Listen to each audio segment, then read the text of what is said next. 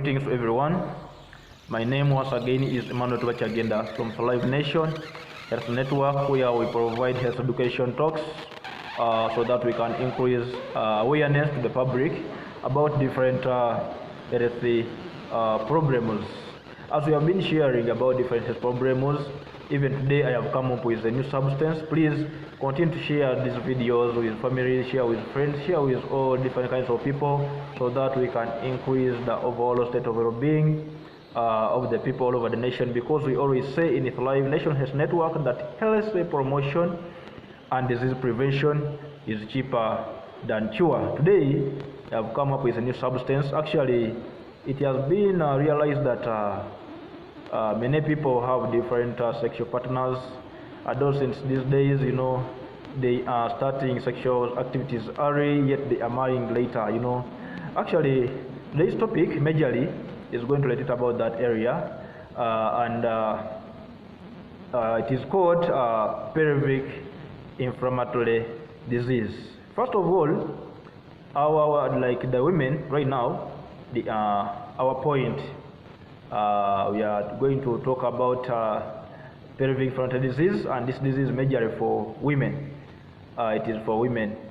That the pelvic inflammatory disease, first of all, we are going to know its meaning.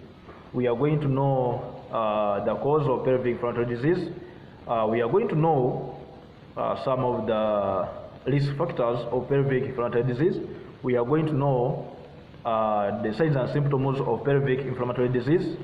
We are going to know the complications and preventive measures of pelvic inflammatory disease. Pelvic inflammatory disease, as I said, it affects the reproductive systems of the female.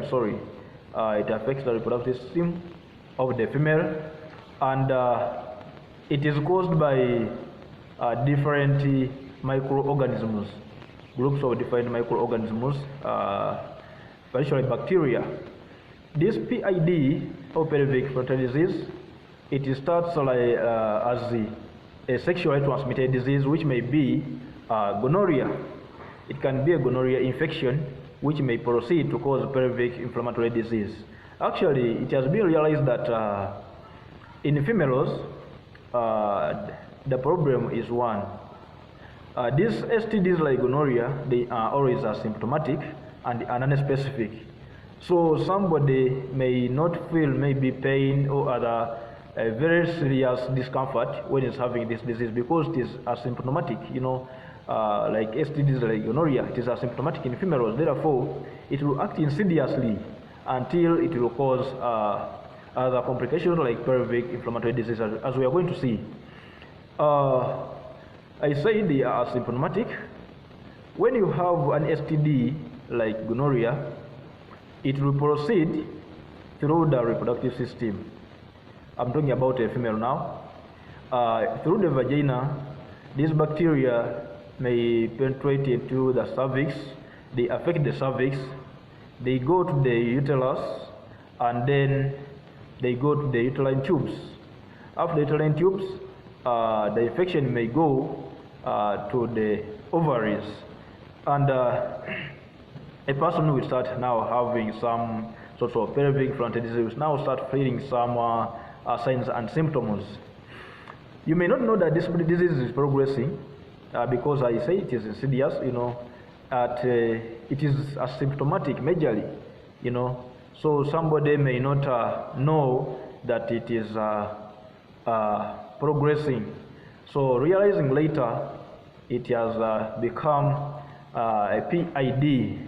First of all, I want us to look at the signs and symptoms of pelvic inflammatory disease. This disease, that's how it progresses. First of all, somebody will have lower abdominal pains, and these abdominal pains are usually bilateral, side by side. You'll have abdominal vaginal discharges. Also, the person will experience a painful urination, and also will have abnormal bleeding from the vagina. So when you experience such signs, please, it is always advisable to prevent further complications, to seek for medical attention as early as possible. I always want to make sure that you understand these signs and symptoms very well, because this is a point whereby somebody can recognize that maybe there is an infection going on, and you seek for medical attention as early as possible to avoid further complications. You know, pelvic inflammatory disease is having different serious complications. When you don't treat this disease as early as possible, a female, you will get some of the complications like you can see after, you can experience like a scarring of the uterus and the tubes, you know, and this always will cause ectopic pregnancies. Ectopic pregnancy, this is the pregnancy that is not in a normal position within the uterus. It may be in the tubes, it may be in a scar, it may be in the cervix, the bottom of the what? Okay, they always call it the mouth of the uterus. So that is the ectopic pregnancy. It is very bad, and it is not something easy to deal with. Therefore, you must fight this infection to avoid all the complications as early as possible. Also, somebody has high chances of chronic pelvic pains. Somebody will have serious chronic pelvic pains, which is not something also good, and it provides serious discomfort to the patient. Also, there will be involuntary infertility, because this process here of scaling within the uterine tubes will affect the other processes that are involved in the formation of what? Of the embryo. So it is always good to recognize the signs and symptoms early and you go for medical attention. There are very many other complications that occur also. Somebody may have accumulation of pus within the ovaries, you know, and also the pus can accumulate within the tubes, uterine tubes. And pus, when it accumulates, remember pus is always caused by bacteria. Pus may result into other complications like the overall infection of the abdominal cavity. So when you receive any sign or symptom, please seek for medical attention as early as possible. Pelvic inflammatory disease, as I say, that it is caused majorly by STDs. Also, you may get this infection maybe to some extent by introduction of the bacteria into the vagina by yourself. Actually, it may be through douching maybe pouring water that may be contaminated with bacteria. Also, maybe like to some less extent, the normal bacteria within the genital tract may go and cause the infection within. But generally and commonly, it is caused by sexually transmitted infections like gonorrhea, the one I've used as an example. So I've talked about the signs and symptoms of pelvic inflammatory disease. We have seen the complications. Before I forget, I have talked about the risk factors. Some of the risk factors of this disease. First of all, when there is an history of pelvic inflammatory disease, you have high chances of acquiring this disease again. Also, when there has been an history of sexually transmitted infections, because these are the major cause also in the cause of this disease. Also, when there has been maybe like you have multiple sexual partners, you can easily acquire sexually transmitted diseases that result into pelvic inflammatory disease. Also, age group. It is always common in less than 25 years of age. Females, though it is not limited, actually not limited to that, but more common, because this age group, we always see that they are sexually active as compared to the elderly, you know, as compared to the elderly. So it always affects such age group. Also, if you have history of abortion, you are most likely to get this disease, and also any other infection of the uterus after normal delivery or abortion, you can get this disease. What can we do to prevent this pelvic inflammatory disease? First of all, I bring in the risk factors, because the risk factors always help us to get the preventive measures. For example, I said multiple sexual partners.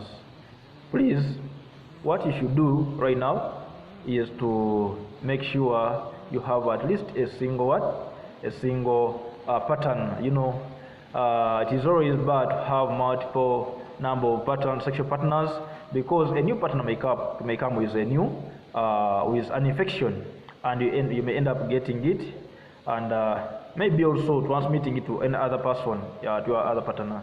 So always you should make sure we avoid that. Also, using protective means like use of condoms.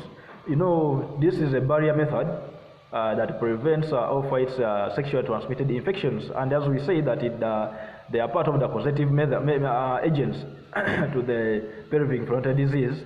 We shall fight strongly, and will prevent this infection. Also, maybe ensuring serious hygiene, and also there's some things that seem to be normal but they are not okay. For example, maybe somebody washing or bathing with soap within the female reproductive system or organ is always very bad, because it may kill even the protective mechanisms that are within the genital tract, and you may end up being susceptible to different infections that again may result into further disease, other diseases like pelvic inflammatory disease. I think simply that's how we can go. But please, I will end by saying, in case of any symptom, seek for medical attention. You know, these days, I don't know what's happening, but these days there's some other common infections that can be easily controlled, but people sometimes may delay to seek for medical attention, and that's when we shall see that complications are going to arise.